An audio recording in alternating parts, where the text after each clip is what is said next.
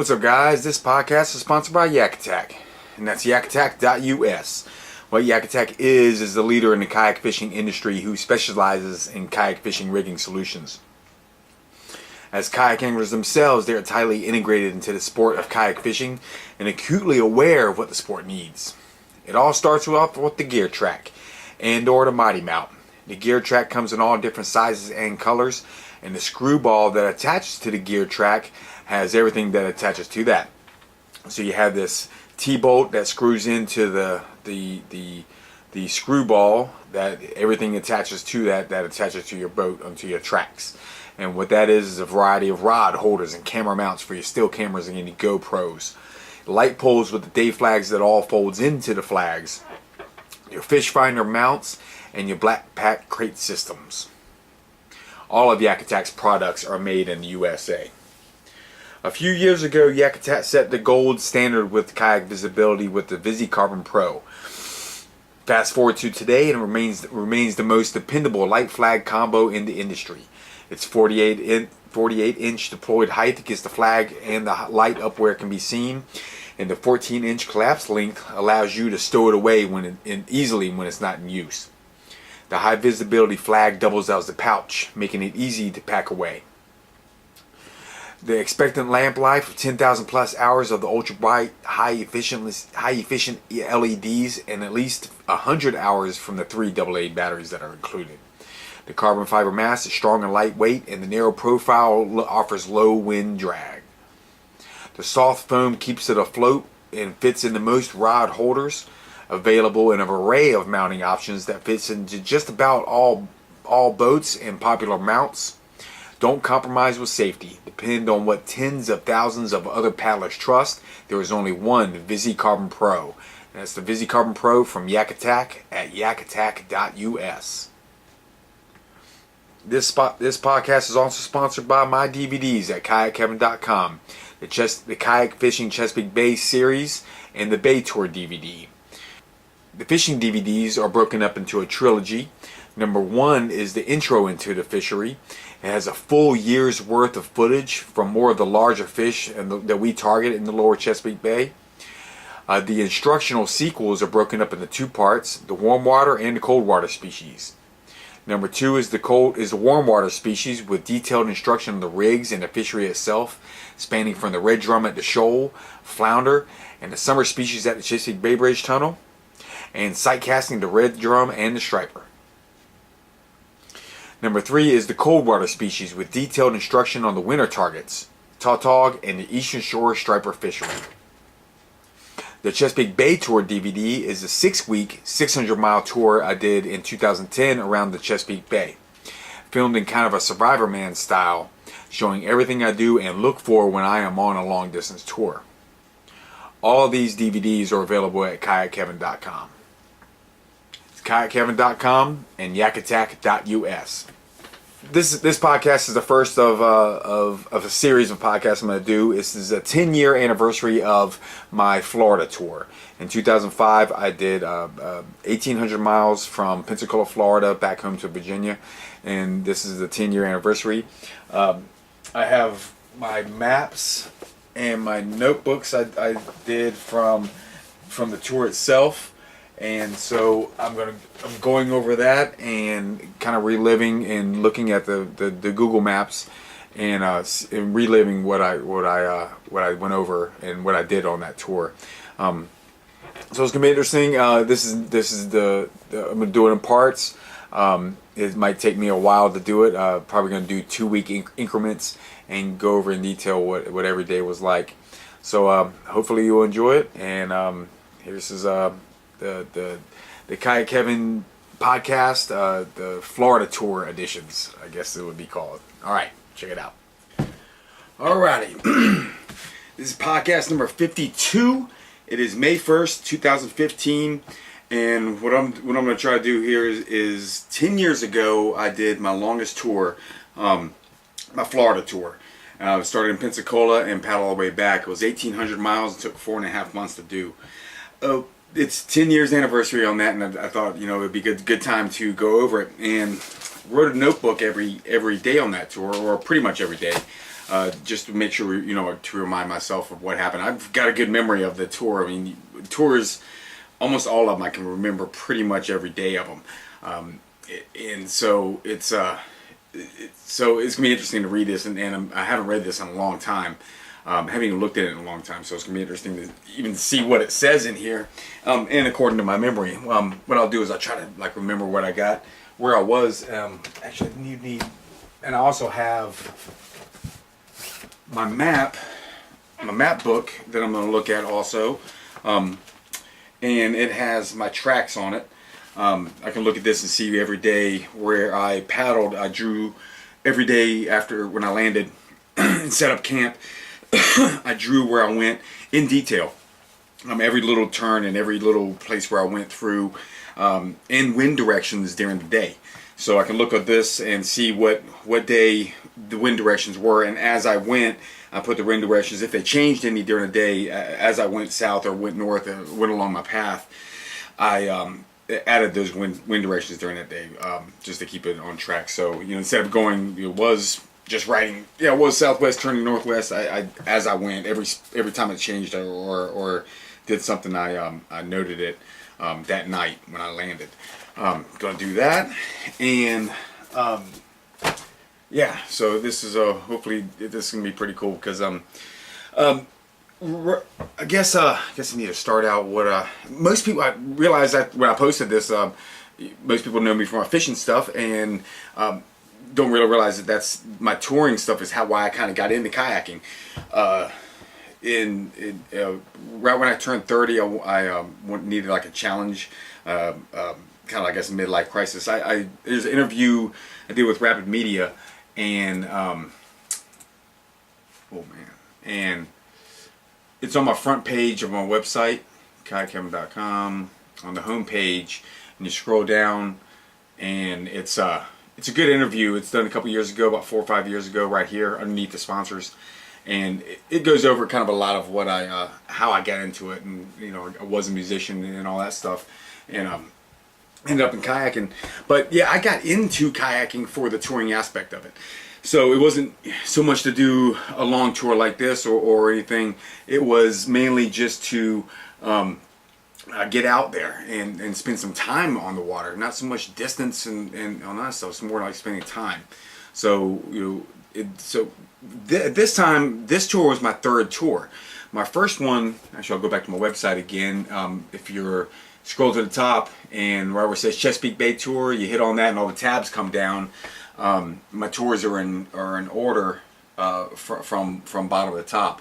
My Georgia tour was in 2003, and that's when I went from the border of Georgia and Florida and paddled up north to Norfolk to home.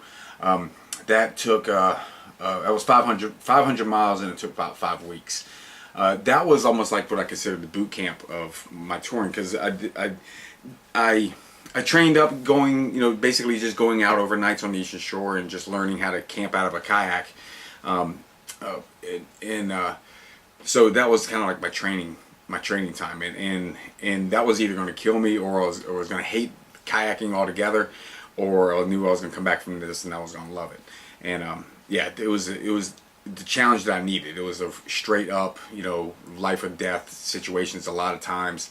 And I survived through it, and when you go through something like that, it pushes you. You push yourself, and I'm completely alone on these tours. Oh, and that's another thing. Kind of okay. So yeah. So this tour, and then after this one, I decided I was going to do a long tour. I was going to do the Florida tour. I wanted to do that, and I definitely wanted to go over the Georgia area again. I love that area when I paddled over it the first time, and I really wanted to see that place again. So I got another boat. Actually, I'm still in that boat on this one. In 2004, I did 200 miles, kind of just a 2-weeker short tour, just to get trained up for this longer tour, just to kind of fine tune everything that I didn't do right on my first tour. Like I got a crate system going on this tour. Really kind of figured out a lot of stuff. So this was just from Oregon Inlet, North Carolina, up through the Sounds and across the bay and up to Ocean City, Maryland, and that was in 2004. So after that one, my next tour was this one, the 2005 tour. The thing about, okay, during that time, I'm 34 years old at this time, and I don't have a computer. I'm pretty caveman at this point. I didn't get a computer until after this tour when I got back. Didn't have a website, wasn't sponsored at all. So I had no sponsors. So this was completely, just my, but Dad helped me out in a few bucks, and I put in, as much as I could, and just basically quit my job and went on this tour. So I didn't have a cell phone. So it was very without a net. It was no safety net along with this tour.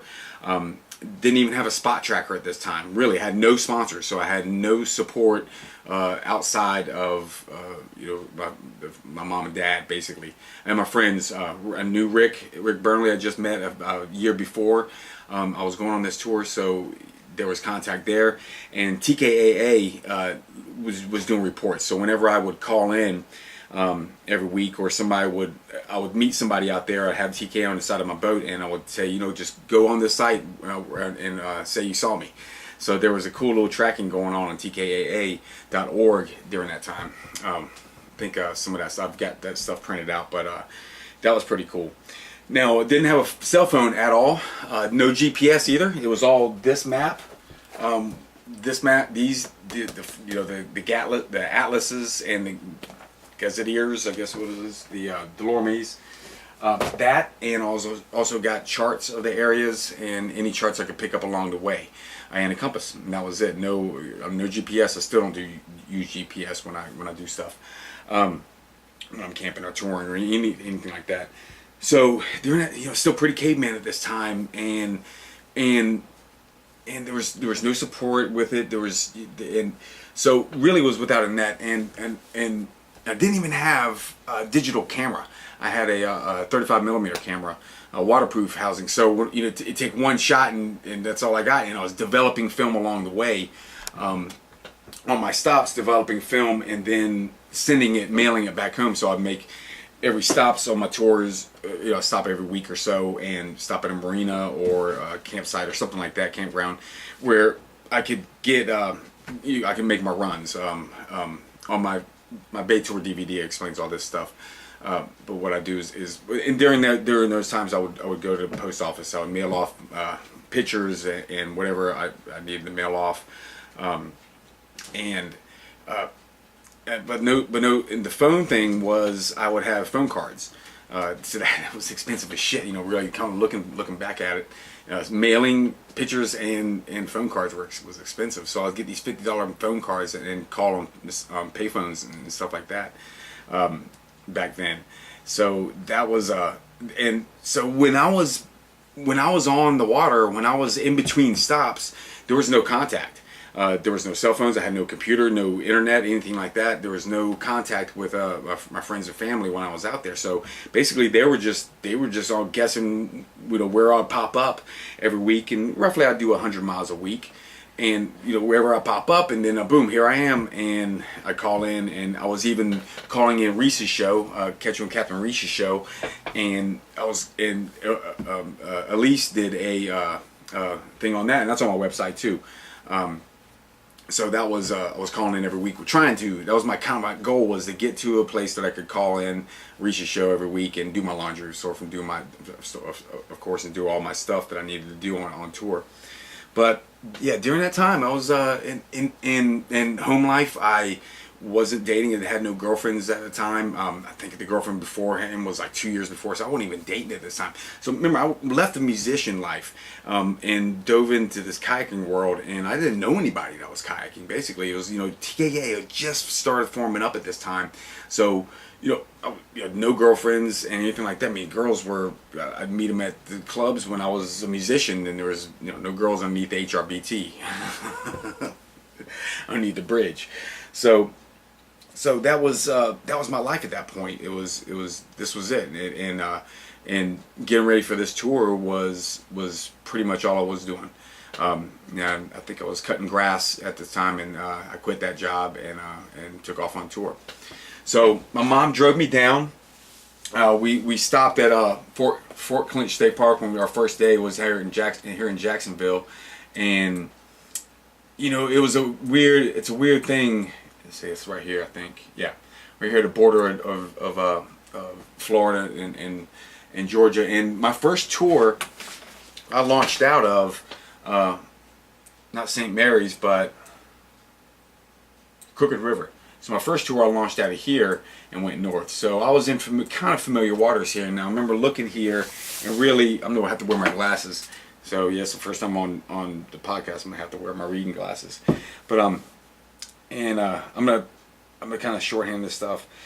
Mom and I left this morning. We left here. This is in May. This is about the same time frame we are now.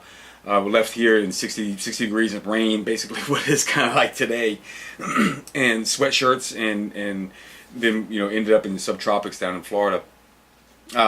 We stopped at this campground on Manila Island, and actually my mom went and stayed at a hotel, and I wanted to stay acclimatized to the climate down there. We left from Virginia, and I didn't want to stay inside. I needed to stay outside.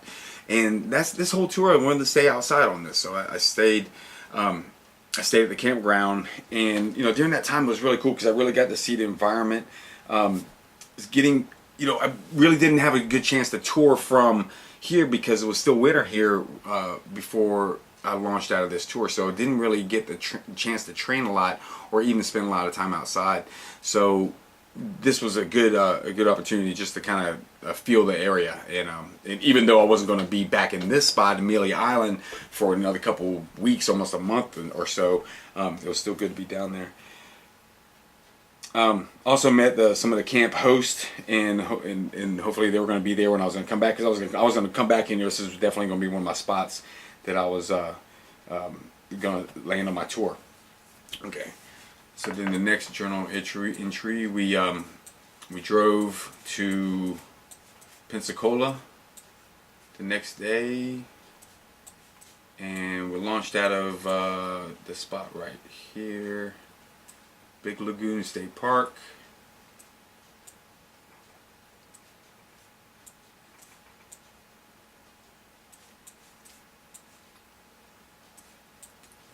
Where was it?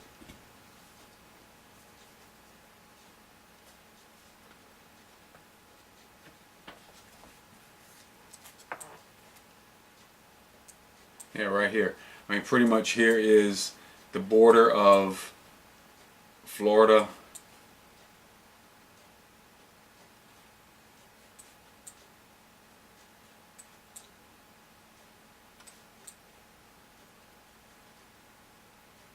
Basically right there, it's right around the corner.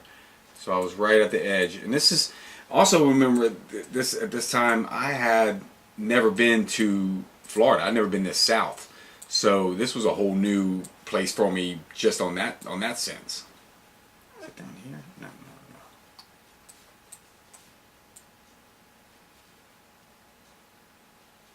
Yeah, Big Lagoon State Park or State Recreation Area. Launched from this ramp right here. Now also remember, I didn't have a computer at this time, so I didn't have Google Earth or Bing Maps or any kind of satellite maps to research where I was going or looking at. I didn't have any of that access during that time, so I just had my maps and just had charts, and that's all I was able to go on. Let's see, 42. Let me stretch this stuff out.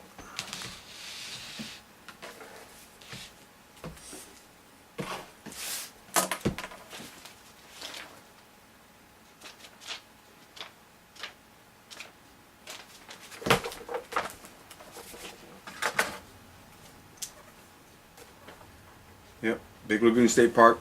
And that night, I mean, it was pretty late in the evening, and so all said goodbye to my mom, which was tough because she, it's a thing where they, at this point, they know I'm experienced at this point. I've already been through two tours. The first one didn't kill me. If that was the one was going to kill me, if there was anything was going to kill me, and I survived that one. So they knew I've done 2 tours. They knew I knew what I was doing. I wouldn't have tried this if I didn't know what I was doing. I wouldn't have tried it if I didn't feel I was ready for it. The first one, I might not have been as ready as I needed to, but you smarten up pretty quick and you wisen up pretty quick in how to work that area before it works you. when you're out there by yourself like that. So I adapted pretty quickly. But this one, I was ready for it. I had full confidence, and in going into it, I just remember it being sketchy. I remember it being it's a nervousness because you don't know what to expect. And at this point, I've already been on 2 tours. I know what touring is like. I know that it's every day is something different, even though it's kind of the same thing you're paddling every day, but you never know what you're going to see every day. So I was excited for it and scared at the same time. It's a mixed combination. But I just paddled to this point, and that first day,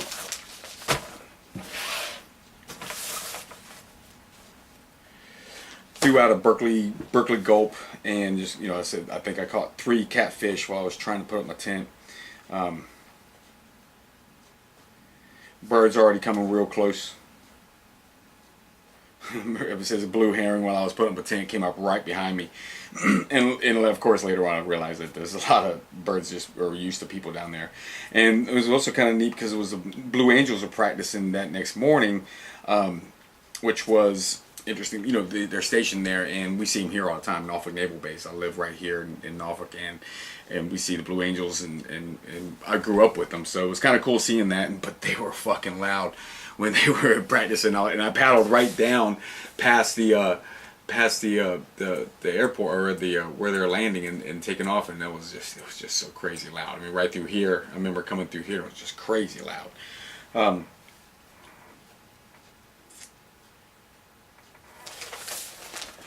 So I had a pretty hard headwind coming across Pensacola Bay.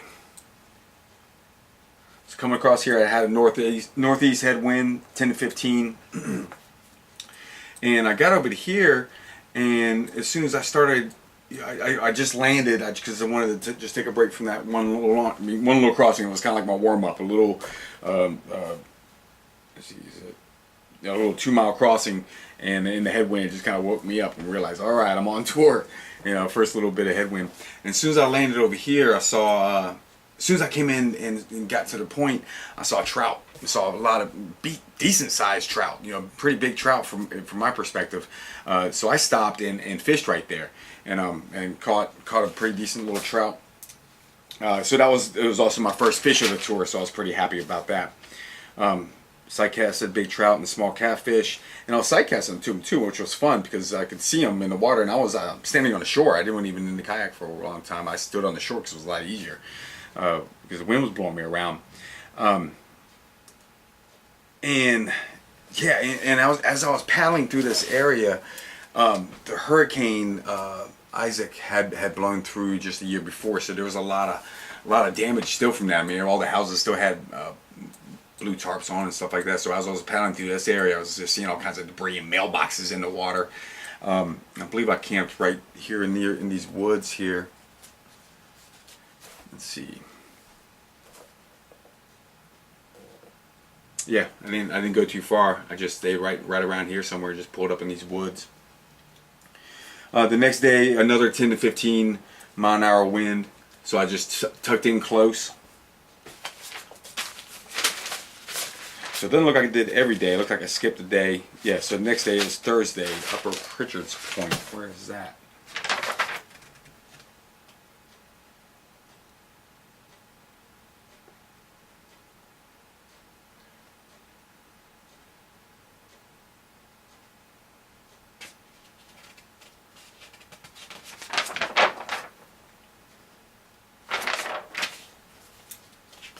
Alright, so I camp here that day. Next day, northeast winds.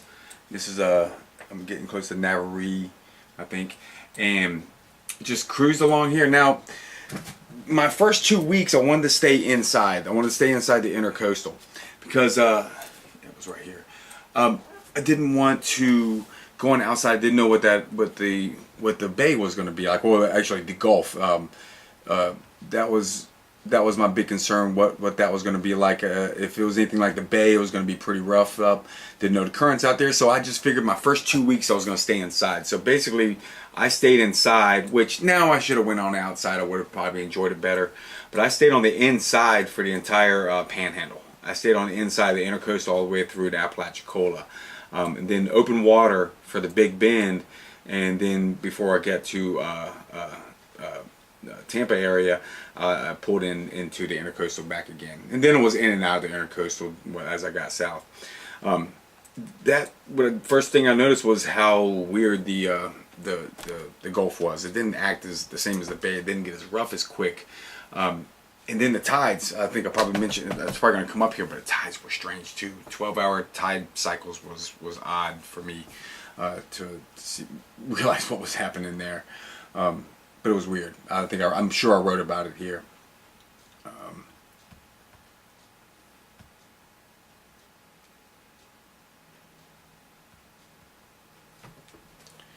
All right. So yeah, I land right here, and at that point there was no houses on these places. Yeah, this right here. Oh, it's still looking like that. Yeah, this little spot, Upper Pritchard's Point, and I scooted in. I think I tucked in right around here where there was no houses, as it were, or close to many houses. Now, a lot of places I was trying to tuck in away from.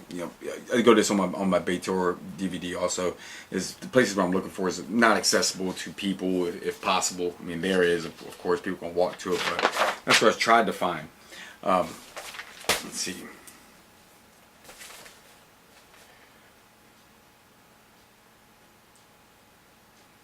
Oh, I did a lot of fishing that day, and that's why I didn't go that far the day before. I saw some kids fishing, and they pulled out some nice reds. So I kept on working that bridge area and all that shoreline. Launched again, 10 to 15 mile an hour winds, hugged the shoreline. Oh yeah, ruined docks. A lot of docks there still didn't have them rebuilt, so there's a lot of docks. The pilings stay, but the planks pop off, so there's just a bunch of skeleton docks, I guess.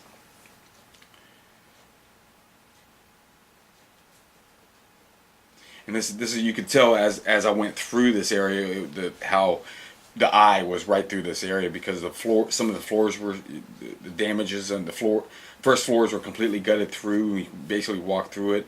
A local told me that the barrier island, Santa Rosa Island, was leveled at that point, and then moved back 200 yards.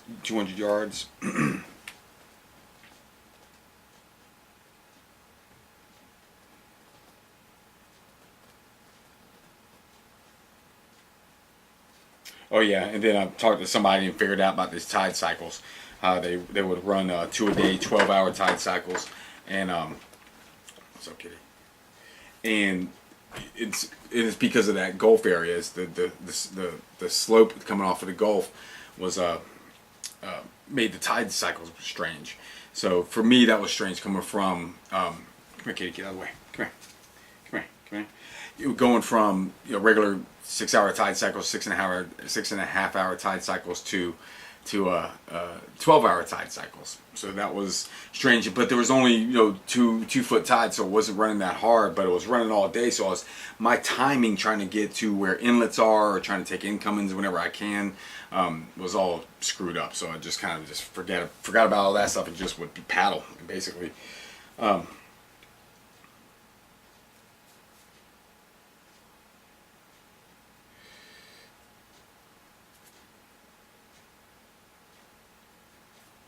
I was going to camp at a campground, but it ended up being an only RV site. They didn't have primitive camping.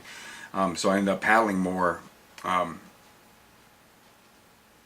so in this spot I it wasn't the best spot that I like to camp on, but it was all I had available at that time, because I stopped and tried to find about a campground. The whole thing was trying to read waters and make sure I had enough water bottles to go while I'm going in all this area. There was a lot of good spots right here. And actually, what I think I did is I stopped. Yeah, I camped right through here and went across one of these spots into a cove, and then came up and went to a 7-Eleven, and I got water bottles, or got more water, because I was starting to run out of water. Okay, the next day,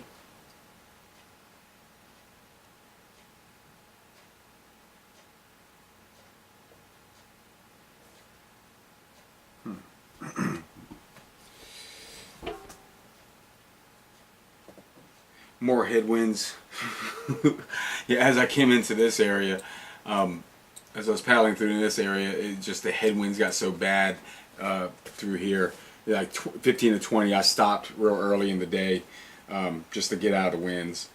Some of these little islands, these little spoil islands, and a lot of what was cool also about this area was these spoil islands here and on the east coast of Florida were all campable. I mean, these were, you got the channel here, and they dump the stuff that they cut out of the channel, and these islands are formed up, and all of these were campable.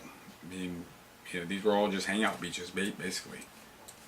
So I mean, that's a big beach right there. I mean, these were awesome spots. So camping there was easy. So it wasn't really sweating the spot to camp, which was fine. Oh yeah, and I was still drinking there this time, so that's why I went to 7-Eleven and got some beers.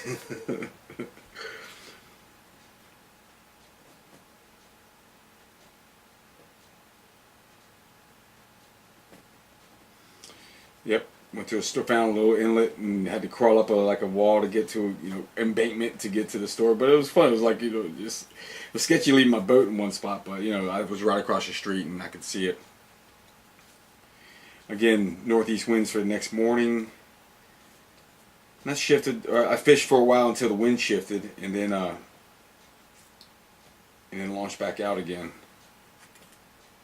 The current was strong around the inlet, but I paddled around, and with the south winds this time I was hugging the other shoreline. And also, that's another thing about staying inside. No matter what the winds are doing, I can always hug a shoreline. If the winds were blowing north, I could hug up the south, the shoreline, and winds were blowing south like it was on this day. I was able to hug just along here, and ooh, kitty, I'm getting it all out of focus. You want to get off of here? Yep, move.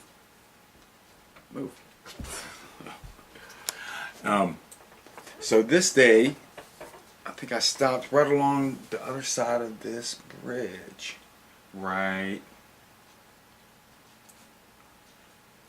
here. So I paddled all this that day, just kind of just cruised through here, hit here, south wind. Then it looked like from about here started to calm out, so I just had a straight paddling day on that day.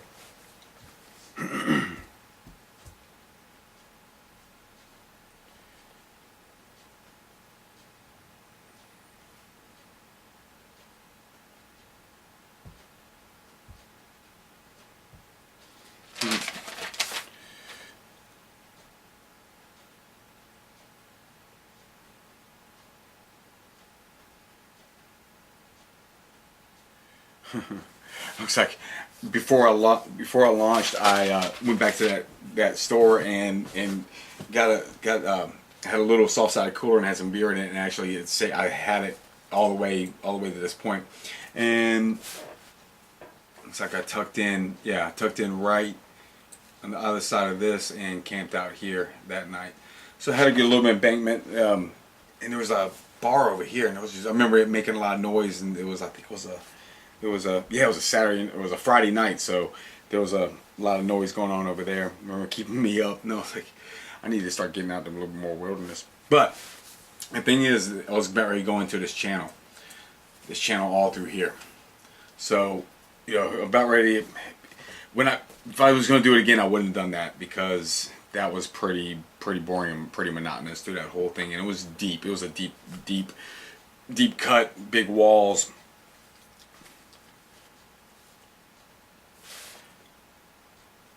But the first part of it looked like I had real chill winds, very chilled winds until about noon. They picked up from the south, and all at once 15 mile an hour.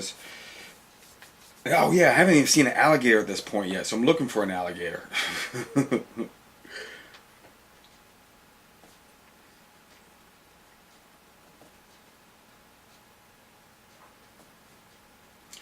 It's pretty boring through here.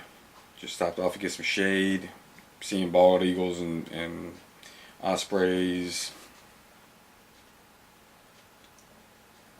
Just pretty stoked. Look like I'm right about bald eagles I saw.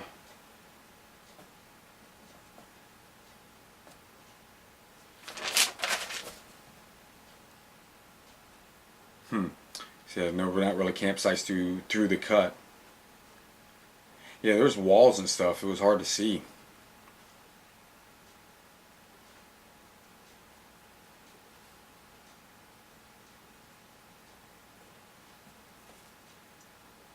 West Bay Bridge. So I paddled all through here. Oh yeah, and camped out underneath West Bay Bridge that night. Just found a spot. Basically, I think I just see what was over here. I camped out close to over here somewhere. I think I camped out right underneath that bridge. No, I couldn't have.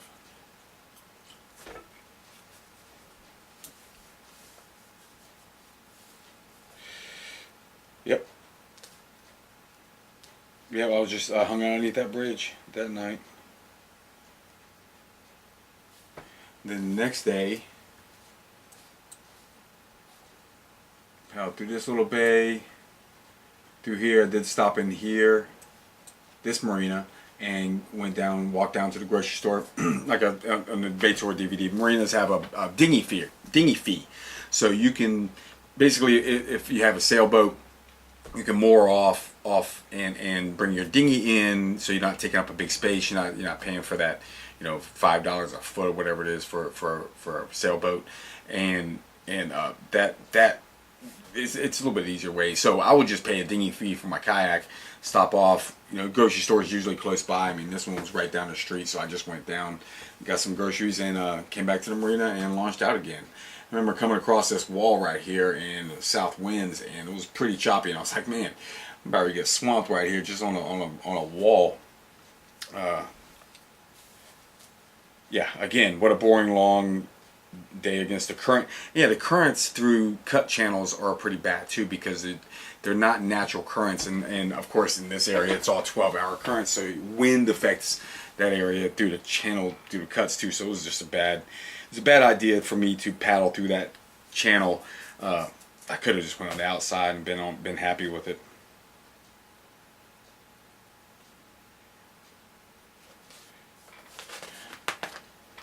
I think I saw a gar in that channel too.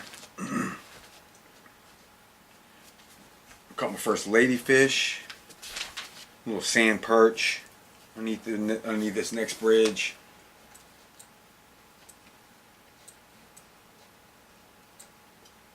I think this day I camped out right over here.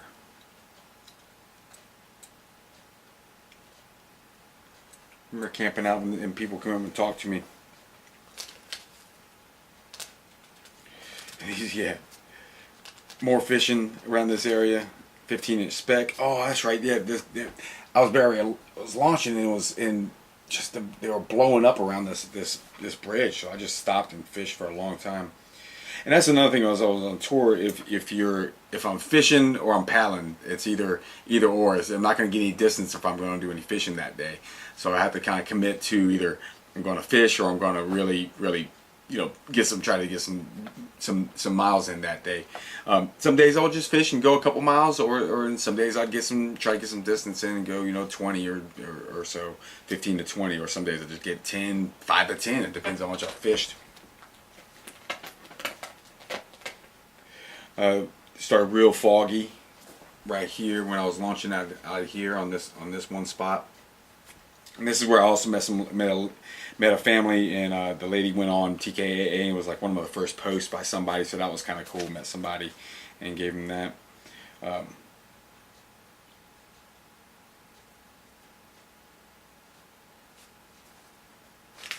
No laundry at that marina back there, but they was able to take a shower. And that's another thing, it's the only time you get the showers when you make your marina stops. And there was twice on this tour that I went 2 weeks. See if there's any questions on here.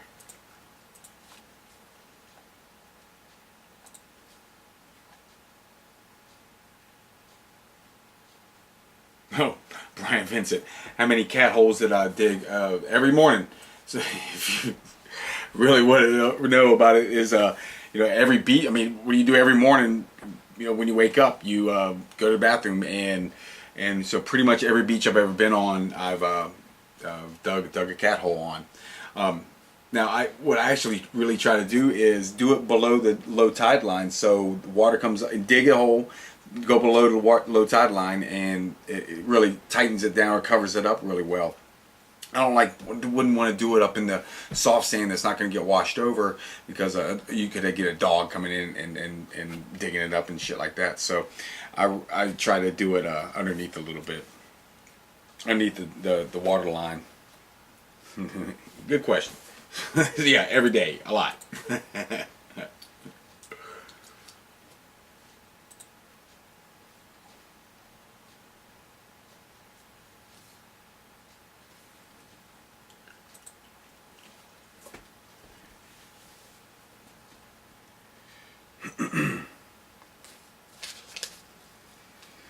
Still bitching about the bridge or the channels. Alright. This page. Yep, right inside here is where I stayed that night. And back into another channel again through here. It was bad. Overstreet channel, that's where I stayed. Right there. Long, boring channels all through here.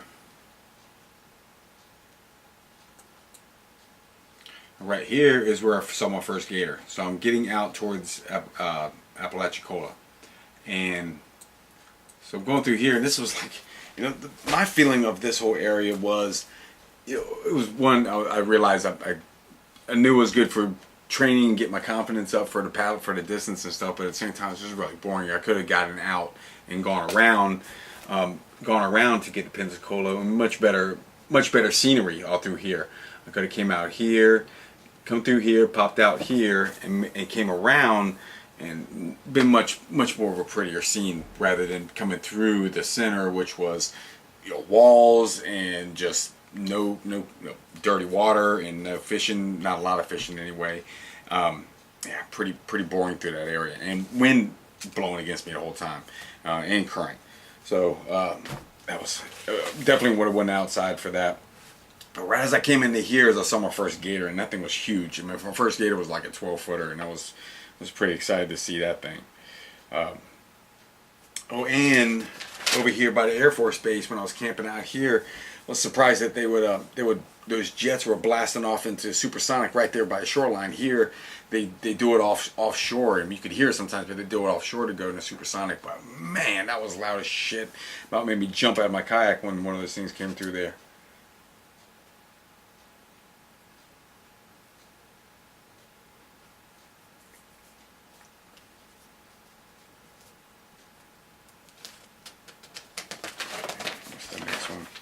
Let's talk about the White City Bridge. There's another one of these bridges right here.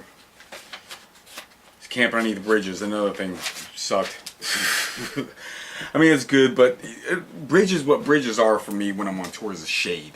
Open water, not getting any shade, so it actually is a spot I can take a break and just get out of the sun for a little bit. And also, you can, maybe there's a store nearby, so you can sometimes land. They might have a ramp there, but sometimes I had to camp on them, like these couple times going through this area here. So I finally get to Apalachicola. What time is it?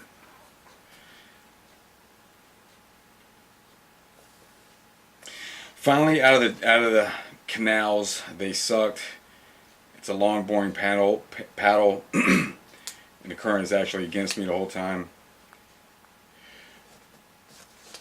So 5 gators hanging out in this thick grass mat. Really big gator, thrashed out of there. That was my first time really kind of seeing them. Shot right in front of me. That was pretty exciting.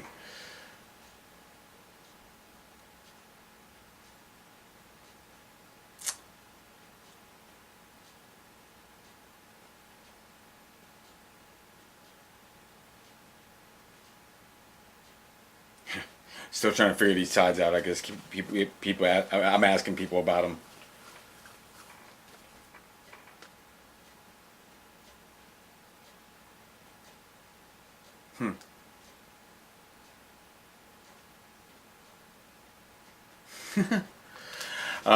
Looks like I wrote something about when I met some people down there at one of the bridges, and they were asking me, how much the head currents, and asked if I was a religious person being on the tour like this. They were actually kind of getting into me if when it gets rough, when it gets.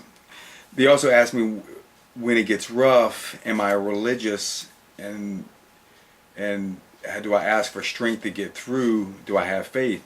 I said I have faith in myself, and the stakes are do or die. There's no hesitation out here. It's yes or no. Commit to your choice. Commit to the choice. Just in the wrong one. If you commit to the wrong one, fucking quoting Bill Paxton and the Aliens, game over, man, game over.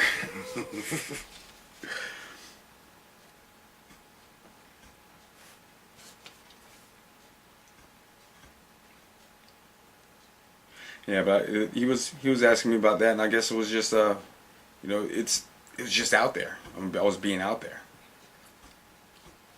and I've already been through a lot of sketchy situations. I mean, my first tour, I almost probably gotten life or death situations 3 times. I was hoping my second tour got in another really bad situation. After that one, I started to wise up.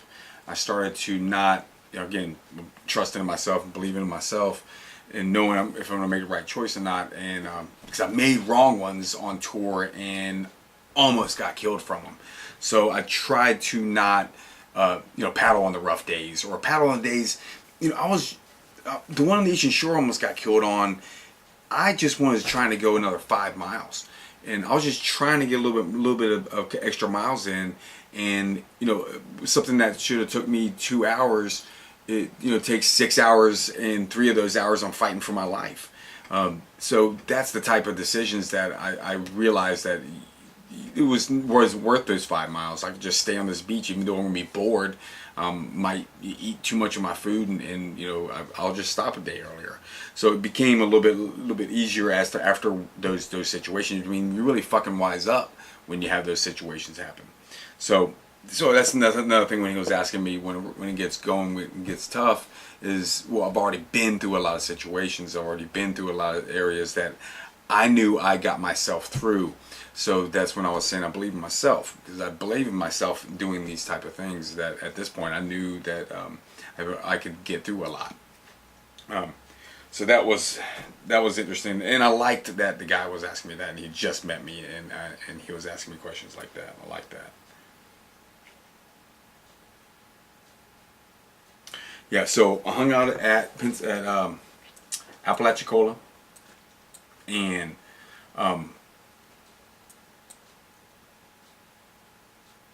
hung out there and met some people there. Ended up partying there that night, and again, I'm 34 at this point, and I've stopped drinking for a while, but I had gotten control over it enough where I could have a few drinks, but kind of put one on that night. And the next day I barely made, I think, 5 miles, hungover as shit, and went from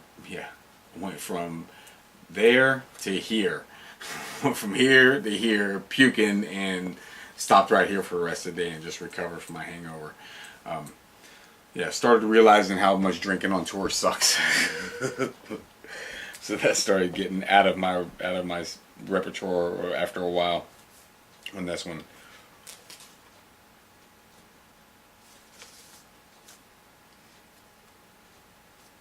And also in Apalachicola, they give me a bike ride. You could rent a bike from those places, marinas that are transient friendly a lot of times, and rent a bike and you can ride around. And it was a cool town hanging out. It was cool hanging out in Apalachicola. I liked that town when I was riding around in there. Got to really see a lot of places, oyster factories and shrimp houses and stuff. Met a lot of cool people there. Really got to hang out and really, that was another cool thing about this tour was, once you tell people what you're doing, and they immediately become interested and want to hang out, and which is cool because this is what I'm on the tour for. I mean, I wrote this whole thing about all these guys that they're from up north, and they're hanging down there, and now they've got into real estate. And that was another thing they were telling me, you know, at that time was 2005, and yeah, here's my Florida tour tattoo. It's the channel markers on tour, or that's the red channel markers. The Intercoastal Waterway from 2003 is 03, and then 2005 in Florida with the green channel markers and the paddles behind it. But that was the thing, is really getting out there and meeting the people and getting to hang out with them. And real estate in that area, a lot of people were. I was noticing also that the marinas that I was stopping at, they weren't going to be there next year, or the campgrounds weren't going to be there. So if I came through there again on a tour, I couldn't count on a lot of those places because they're all getting sold. Right. Also during that time, it was right before the crash. The crash kind of happened in 2008, so you also have a big real estate boom in there. So a lot of places are getting sold, and it was a lot of people I was talking to were in the real estate business, and that was obviously a good business during that time in Florida.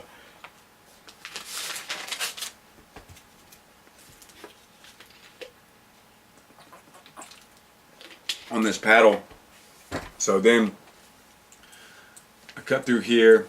I'm starting to move through the inside of these islands here, and there was a wreck out here that I went out and fished on for a while. I think there was a wreck out here that I fished, and that was pretty nice.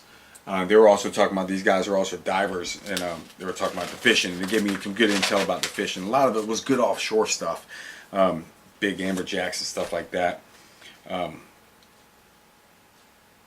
But yeah, these were good guys. A lot of fun.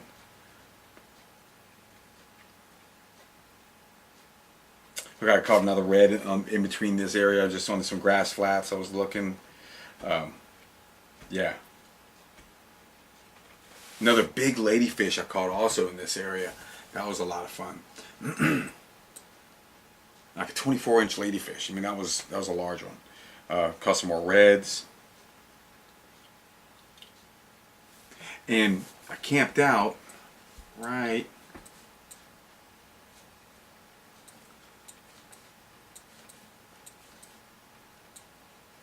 I cut through,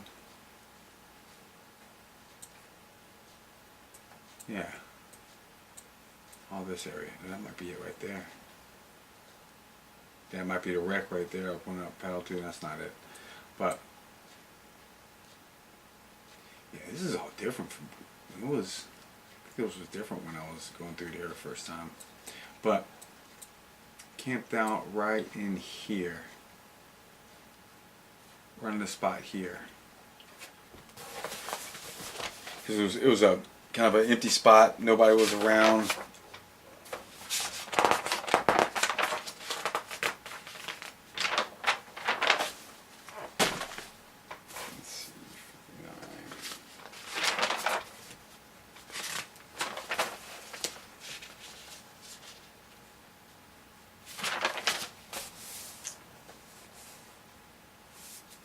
Yeah, I made good distance that day, but I had a tailwind also. So all through this area I had a good southwest wind, and it pushed me right along. So I launched out of here, paddled through here, had a good tailwind, landed right in here. Yeah, see, none of this was here. These islands were here, but none of this was here when I paddled through here. Yeah, this was a tiny little island when I came through here on this chart, on this map. Tiny little island. And that thing's huge now with the inlet. I mean, that's a whole barrier island now. Wow, completely different from when I paddled through there 10 years ago. But then I landed right up in here and camped there for the day. Next day, now I took camping gear on this tour, and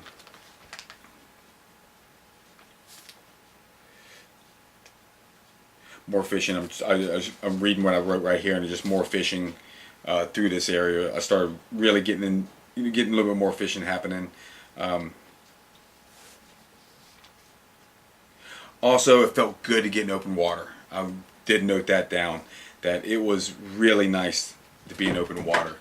I've been in those channels, in those canals for so long that it was killing me. So it was good, really good to get in open water and not to be in those canals. So it was good to kind of stretch out like that. You're gonna stay here, you're gonna get up. Yeah, get down. So it's good that I didn't notice that. Every little spot I saw fish everywhere. I was seeing a lot of fish. I was seeing, and the water's really clear. So I was seeing flounder. I was seeing reds. Yeah, I think there was one spot. There's an inlet, and I stopped and fished. Might have been that one. And I just stopped and fished this area out here and caught plenty of fish. So you know, I'm stopping along this way because I'm trying, you know, I want to have the full experience of the area. I want to know what the area has as I go. Now, as soon as I got around this corner, so I came around here, camped here, came around this area, stopped here, caught a red and a flounder. No, caught a flounder and what else was it? A trout? No, it was just a red. No, just caught a flounder, 18-inch red, and a flounder. I actually stopped and ate breakfast right here with that. Now, so this is another thing is I noticed, and this is a really nice spot. You know, stopping and you know trying to eat fish as you go. I mean, it took like 2 hours, almost 2 hours out of that day because I had to stop. Had to clean the fish, had to set up the camp, the cooking gear, cook the fish, wait for it to cool off because it's hot as shit. I'm hungry as fuck too. You know, I wake up in the morning, I'm hungry. I'm ready to eat right as soon as I wake up. I'm not trying to hunt some fish down just to try to eat some. But I wanted to do it that morning, and I kind of started realizing that that's just not. It takes too long to do. It's good if you're at a campsite already and you catch one that night, but it's in the morning trying to hunt for fish that morning to eat. It just took too long. So I didn't do that anymore after that. I did paddle around this area here. Now I got to this area. This was pretty interesting because these are all it look like sand now, but these were all oyster reefs. Like all this stuff is oysters, and it was a crazy looking maze area.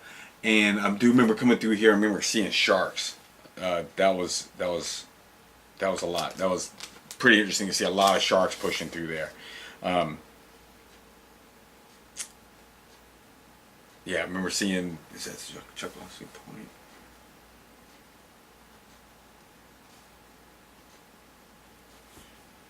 Yep. So yeah, a lot of sand fleas, not mole crabs, sand fleas. Biting me everywhere, and no-see-ums. This area, when I came up here and I camped on right over here, there was a shower at this beach right here, but the shower was, needed a shower, but the shower was so gross I didn't even take a shower there. I remember, and this is also the first time I saw, you know, old retired dudes in their 70s with basically G-strings on, and that was kind of disturbing. I was like, dude, and you know, sunbathing with the G-strings on, big old dudes, and they're fucking almost like red. They're so tan. It was crazy. I was like, okay, I'm getting the fuck out of here.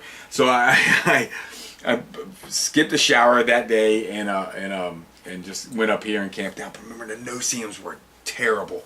It was so bad. There was just swarms of them, and you know, even in my tent, it took me forever just to get rid of the no-see-ums once I got inside.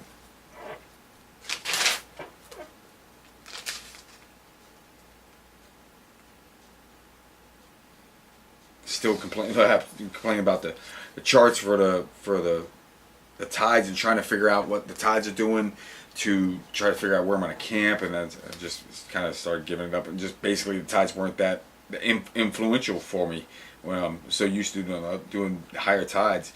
I did fill up my waters at that little spot with the showers there. I did fill up my water bottles.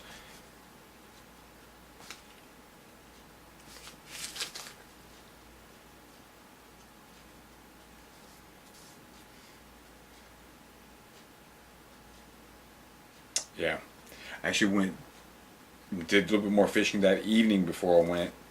A lot of bait. Spanish mackerel working bait. I could see them popping around. A lot of Spanish mackerel. So I did have rigs for that, and I was trying to catch Spanish, but it wasn't working for me. Alright, the next one. What time is it? Okay, I'm just not gonna go for too much longer. And then again, with with this, I'm gonna keep going for this for a while. All right, so this is a cool one. This is this day was kind of cool because getting open water, and this is a really weird terrain because it's open water, but it's so shallow going out. It's shallow like miles out. So any wave action that I would have, it was getting broken down by how shallow it was. So I wasn't worried about too much of it being really rough on me, really big waves.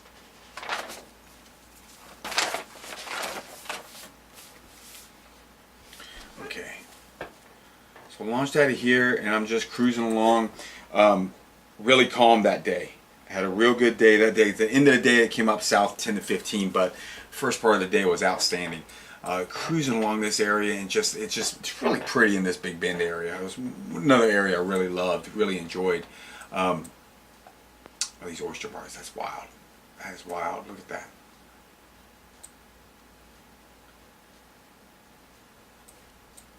And those are either shells or oysters.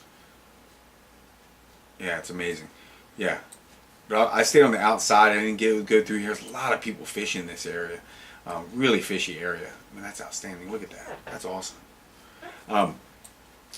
And so I'm paddling through and I'm looking down and I see a shark so big it looked like the bottom.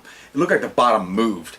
And okay, I was like, wow, this is a really fishy area. So then I'm paddling around. It's so dead slick calm. Dead calm as I come through here, and right about through this area here is I see something tailing on top, and so I'm tracking it for a while. I'm thinking it's just a shark, so I'm gonna make a cast to it because I had just the fin and tail sticking up, and I threw a spoon, and it turns and nails it and jumps out of the water, and the thing flares its gills, and I wasn't sure what it was at first, and then. Once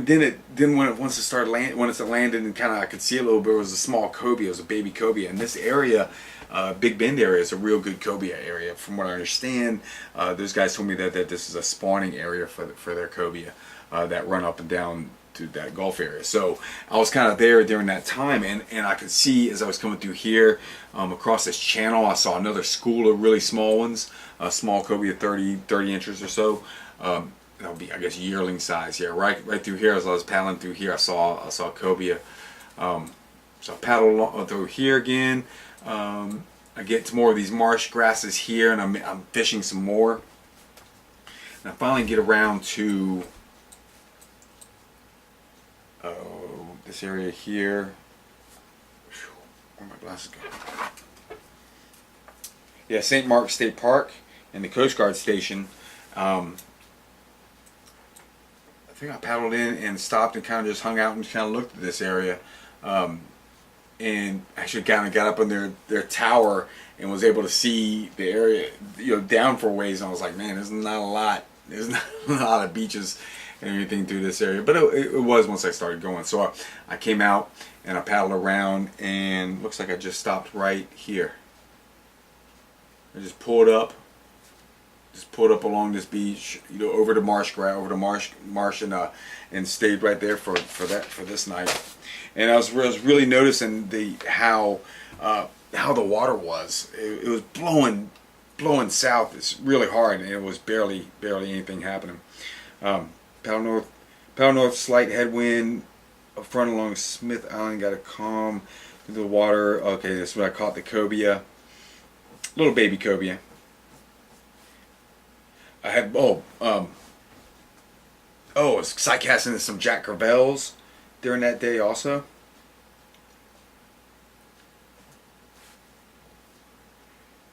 Yeah, talking about that big ass shark.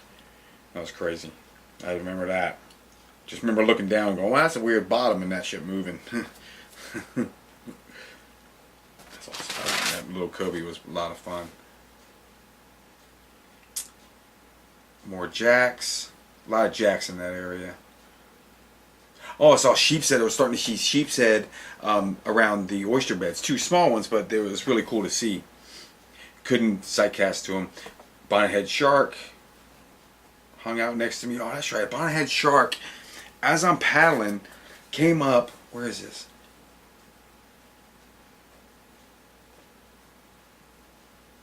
Yeah. As I started, there was oyster bed, and I started casting along this oyster bed, and this bonnethead shark, this is really interesting. I remember, I forgot all about this.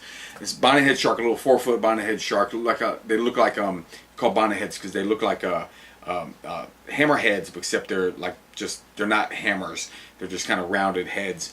And so this shark came up next to me and stuck his head out of the water, I guess, to see what it was. I mean, I was just sitting right next to it. It wasn't threatening. It wasn't going to attack or anything like that, but it was really interesting. I remember it being just very gentle and coming up and just like, I guess, sensing what I was with his face and its sensors, and then just getting back in the water and swimming away. But it was really calm, and just wanted to check me out.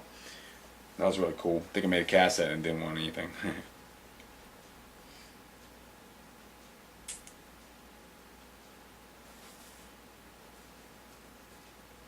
Stopped at the Coast Guard station. Really, in this whole area, I was really worried about camping along the Big Bend area. I knew it was just marsh grass, and I wasn't sure if it was going to be campable. I knew it was shallow all through this area. I think I'm going to stop right here and continue on with the Big Bend, because the Big Bend was a whole nother area. I mean, this tour was kind of, for me, it was cut up into sections. You know, the Panhandle, the Big Bend with its own section, you know, the south half. So, you know, from here out, I was really worried about this. And this was one of my biggest, that's why another reason why I wanted to do the first 2 weeks inside, because I was really worried about this area. I mean, look, it's just marsh. It doesn't look like, I mean, doesn't look like it's just so much marsh. It doesn't look like there's a lot of erosion to cause beaches. You need deep water. What I'm looking for when I'm looking for a beach on a chart even is deep water landmass, and that means there's going to be wave action, enough wave action to create a beach, or at least some kind of it's going to put some sand there if there's some waves. Also, pine trees. Pine trees is a great indicator of solid beach or solid ground, and this is nothing but marsh grass. So that really worried me as I stood up on that tower at the Coast Guard station and looked east, and I was like, fuck, man, this doesn't look good. So I was really worried about that. Really apprehensive about it, what I was going to do about it. Was I going to camp in the marsh? I camped in the marsh before in Georgia and woke up with gators all around me. So that was like a really bad idea, just really bad to think about. So I had a lot of anxiety going ahead from this area on the Big Bend. Looking ahead of this was like one of my first big challenges of this tour, was this Big Bend open water marsh grass area. And what was I going to do? Where was I going to camp? Was I going to find camps? I didn't have this. My charts were looking sketchy. There didn't look like a lot of civilization around there. Was I going to be able to find campgrounds? Was I going to be able to find water? Was the water going to be good to drink? All these questions were ahead of me as I'm standing at this Coast Guard station, wondering whether or not am I going to make it through this area. And I have to. There's no way around. There's no intercoastal to go through. There's nothing through. I have to go through this 100 miles or so of open fucking water and marsh grass. But it wasn't so bad. That first night I stopped and camped. I was like, okay, well, at least I got this. There's a little bit of a border. There's a little bit of trees here. At least I have this. I was camping kind of in the reeds and the marsh and stuff, but it wasn't too bad. So I just remember kind of being really kind of freaked out about that. But it was not too much I could do. Yeah, I was really worried about it. I started asking the guy who worked there. I said, is there any beaches? Basically, he said, no, there's no beaches. Basically, I'm fucked. I asked about camping, and he said, there's no camping down south from here. Um, my wrist was hurting for some reason. I got to a campsite and there was just go. Quit being a pussy and find out what there is around the corner. That's basically what it came down to. I mean, I could sit there and bitch and whine about it, or just quit being a pussy and just fucking paddle into it and figure it out as I go. I've been psyching myself out about this for 2 years. Just fucking go. This is what I wrote here. Paddling around the corner in the next few weeks. I found out the corner the next few weeks. Found out what it's going to be. Check out, there's 20 yards of grass and then flat area of sand behind the trees in the marsh. I didn't know what the rest of the Big Bend is going to look like, but I'll find out.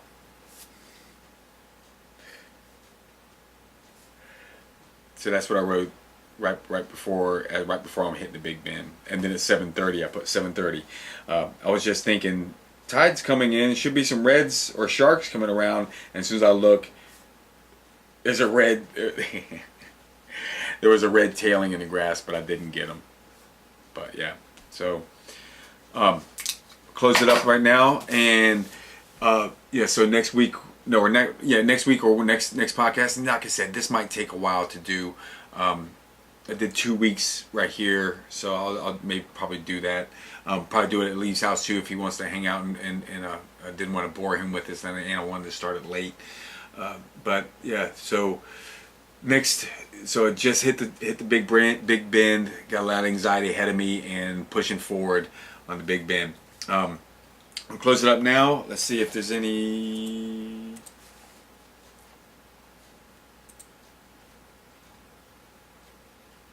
Nope, no more questions. Yep.